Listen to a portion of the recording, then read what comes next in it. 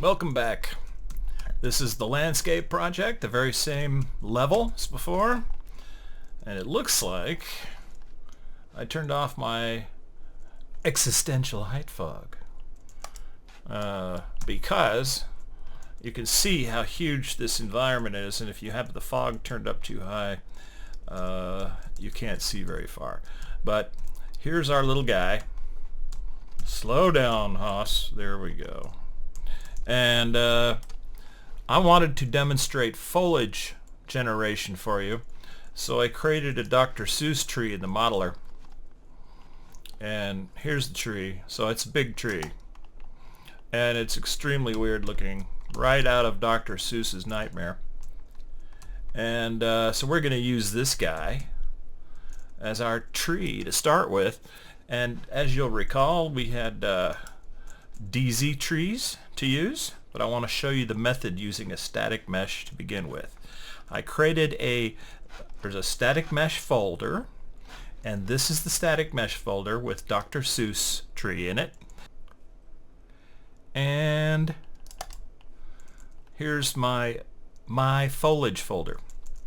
Now, remember, this is the Dr. Seuss tree. I'm going to get rid of it for now, so we're only dealing with this. There's a few things we need. First of all, we need to go into this foliage directory. You get it from clicking inside of a content browser. Foliage directory, landscape grass type. That's the foliage we see all around us that the landscape material generated. These rocks, this grass. We could have trees growing in a forest layer. We could have climbing vines in a jungle layer. We could have all kinds of things automatically done by that landscape material. But that's what that type is.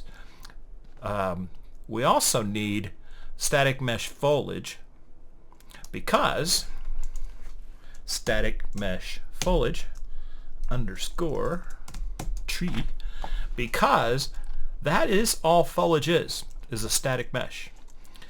So a static mesh foliage gives a static mesh a lot of other variables and procedures, and all it's asking for is the mesh. So we can go and we can drag Dr. Seuss in here like that, save it, and now you can see we have sm underscore Seuss, which is the static mesh, and smf underscore tree. And there's a few things we need to look at. There are a bunch of parameters up here which are valid for when you're painting foliage using the foliage tool, which is up here. And you don't need a procedural spawner. You just drag your procedural foliage into the paint tool. Then you grab the paintbrush and you literally paint static meshes, and it will obey all these rules as you're painting, which is fairly straightforward. But what we want to use today is found here, foliage spawner. So I'm going to say just that, foliage spawner, like that. And so the foliage spawner, all it is it's like we just opened over here, the foliage menu. It's just saying what is it that you want to procedurally spawn, and the same, instead of dragging it over here into that folder, you drag it up here to the foliage type object. And for now, that's all we have to worry about. These variables are all have to do with the landscape tiles and how large it is and the quad tree size, all of that. You don't have to worry about that. But now that we have the foliage spawner, it's going to spawn this tree because we told it to. It could have thousands or hundreds. It could have dozens of different things in there. They would all obey the rules we give them. For now, it's just going to be this one tree. And now we go back here, static mesh foliage. Because we're not going to be painting it, we're going to be worried about these variables down here more. Procedural variables. Density of how many there are with a fall-off curve. So because it's procedural, we're going to use this stuff. So we want to look at that. Clustering can be an issue because this is a very powerful tool. It can have many generations of trees. And so you can say how much time goes by when you press the button. And it will say 3 lifetimes. Each tree can have 1 seed. And they can spread up to this many units away from the parent, etc. And so you have little trees that grow close to their parent, and then bigger trees that are farther away. Can they grow in the shade, for example? And growth-wise, can they be, small, like procedural scale 1 to 3? Let's make ones that can be half the size of that big tree that was right there. Maybe even smaller. Let's say 0.3 up to 2.5. So they can be twice as big as that huge tree. That's going to be too big. Let's make it 2. And as little as 0.3. And there are other variables in here. We'll just kind of wait and see what happens. One of the issues that comes up is collisions. So let's see what happens with that. But there's one more thing. We have a foliage spawner, and it is pointing, it obviously asked us which foliage we wanted to use, and we told it this one. But we don't have a foliage volume. There was no foliage volume here. And that's because you have to find it up here under volumes. And there are many different kinds of volumes. One of them is a foliage volume. And it looks just like the other volumes we've used. It's just a box. Best way to do this probably is to put that box roughly in the middle of the map, and we're pretty close. Yeah, oops. Grab that like that. Then I'm going to increase this value a lot. Let's try 700. 700. Yep. I don't know how high. How about 300? Okay, it's a lot bigger than 700. I'm going to go 850. Yeah, that's pretty close. And pull it a little bit more that way. So it's not quite the size of the map, but it's pretty close. Goes down below it. The volume, let's bring it so that it's going to grow trees all the way down to the, like the lake point here. And so this is one gigantic volume for one gigantic map, this huge map. Remember, this is our guy, right? And one of the reasons I wanted to demonstrate procedural foliage volumes is you got to be careful how you do it. And you have to understand how this works. Because you press that button, the new trees, you could just download some of those Megascan trees that will allow you to use nanite. They are millions of polygons per tree. And you are about to generate a lot. So we have a volume. It needs only one thing. It says a foliage spawner. And we have one. We just created one. So now the foliage volume, which is the size of the whole map, has the foliage spawner, which is the one we just created. And all we have to do is say we want to allow it to grow things on the landscape, on BSP, other static meshes. I'm not going to allow that this time. That would, for example, grow things on top of other things like this block. It will grow beneath it, but not on top of it. On translucent things or on other foliage. Now, one of the reasons why you're going to be able to do that and want to do that is, remember, I said that foliage, it can be just any static mesh, and that's what we've made here. But can you have a procedural foliage spawner that has cliffs that are 300 feet high, that are gigantic, and their rules are very specific about where they grow? Yes. gigantic rock cliffs that, half the size of a mountain could be foliage. That's just the nomenclature we're using here. So one of the reasons why you would want to allow foliage to grow on other static meshes or other foliage is because the first pass you did is to generate cliffs all the way around these mountains. And then you go back and grow trees and you say, yeah, I do want the trees to grow on top of the cliffs, and I want the moss to spawn on the sides of the cliffs, and I want the grass and stuff to spawn on top of the mountain. So that's the reason we have these features. For now, though, I'm just going to turn off static meshes and foliage, and then I'm going to hit the save button, because there's never been a more important time in your life than that. The second thing would be to go up here and build. If you have been doing a lot of modifying, it might take a while to finish building.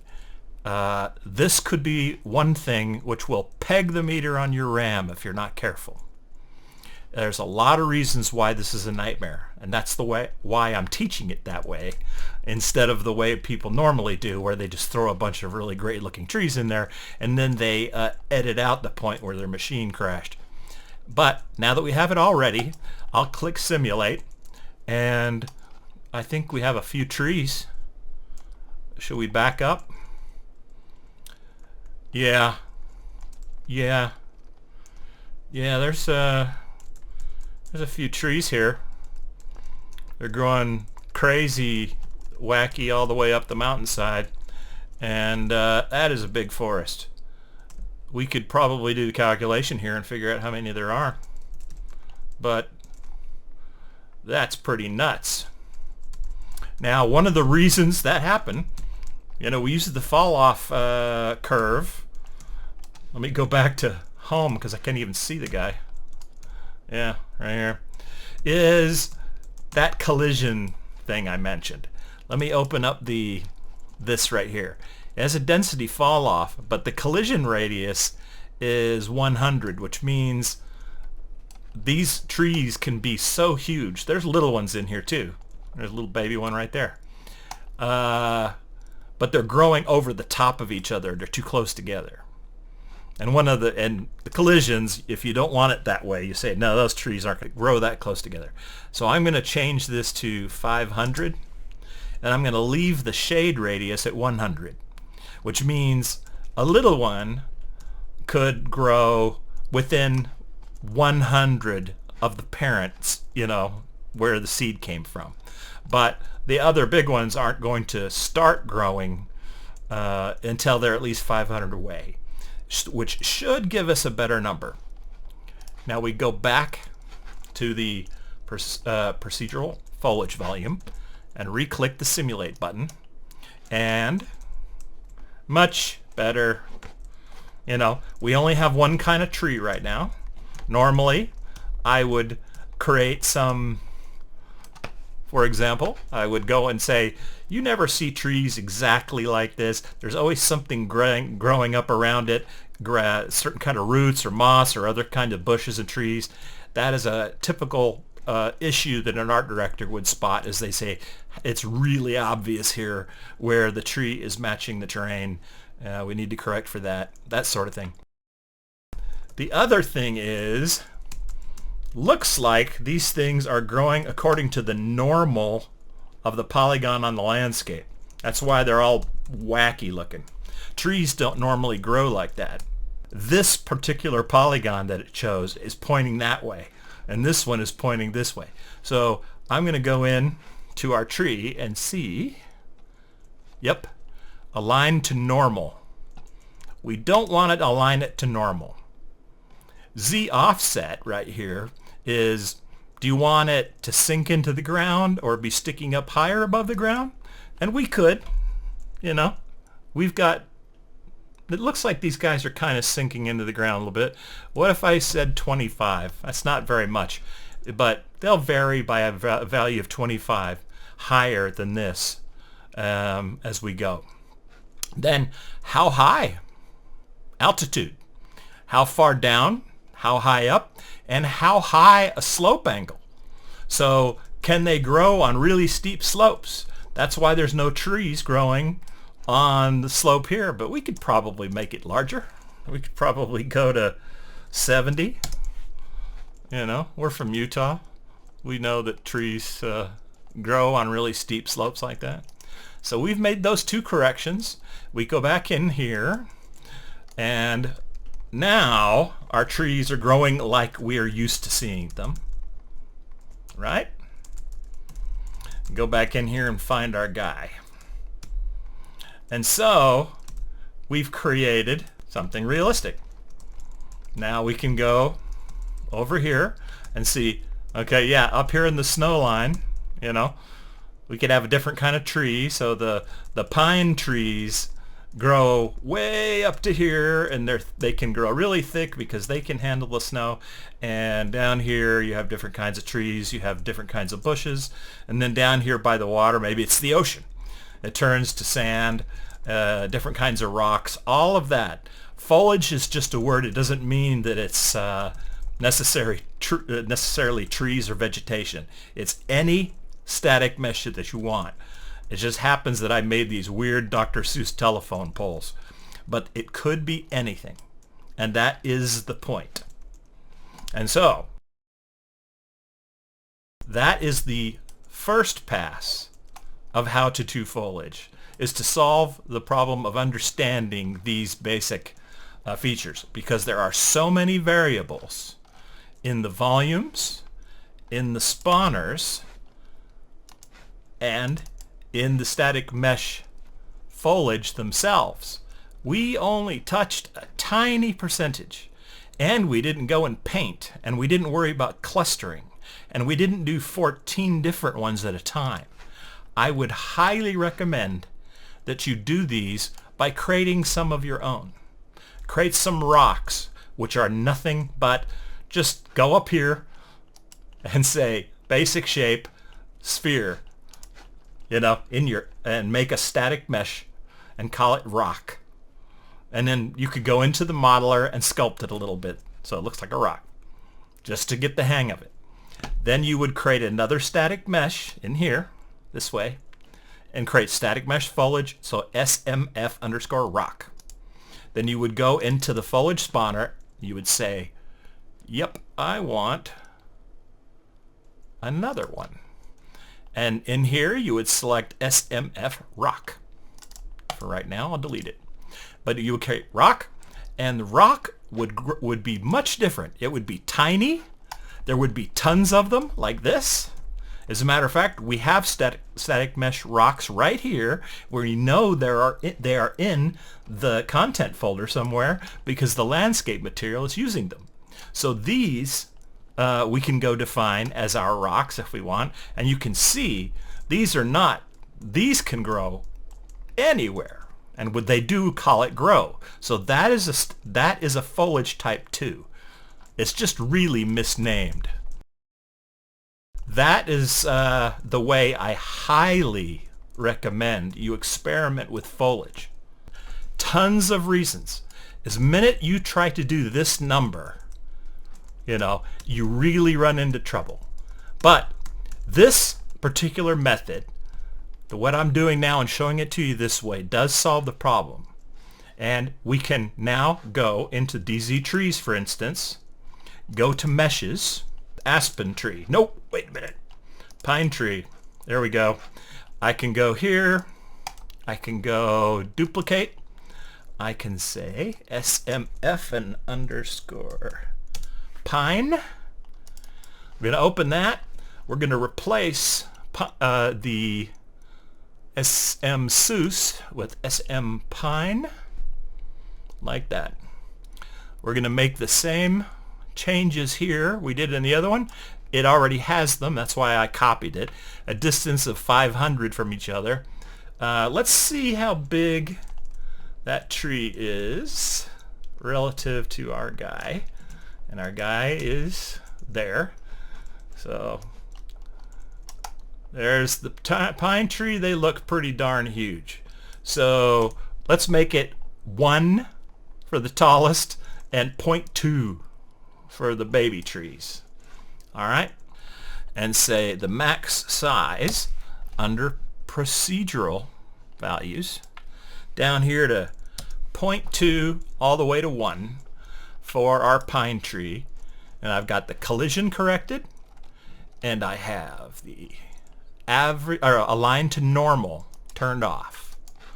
And so all we have to do, first of all, let me get rid of the static mesh in the scene, go into the foliage spawner, add the second one, drag the pine tree in like that, and now this is the reason you do them together, as they consider each other, they consider one another.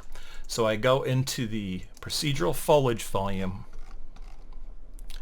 resimulate, and we got little baby trees, and we got other ones, and they are choking this thing out. They are indeed. So there's variables we need to consider with these guys. I think the pine tree value that I chose down here was probably, I think these things can be closer to one another, for one thing, because they're tall and narrow, not as wide as our Dr. Seuss telephone poles. I think 0.2 is probably a little too small, but let's say they can go up to 1.5 their size, like that.